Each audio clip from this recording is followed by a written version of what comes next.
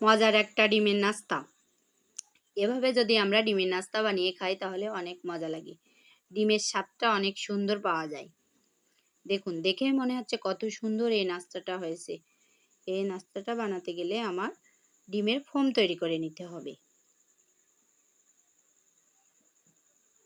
আমি একটা ডিম নিয়েছি। ডিমটা আস্তে ভাঙতে হবে, কিন্তু আস্তে আস্তে ভেঙে আমি খুব আলতোভাবে কুসুমটা আলাদা করে নিয়েছি।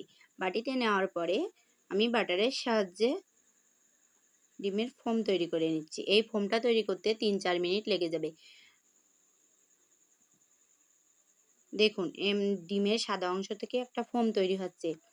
আমি বাটারের সাহায্যে ঘটে ফোমটা তৈরি করে নিচ্ছি।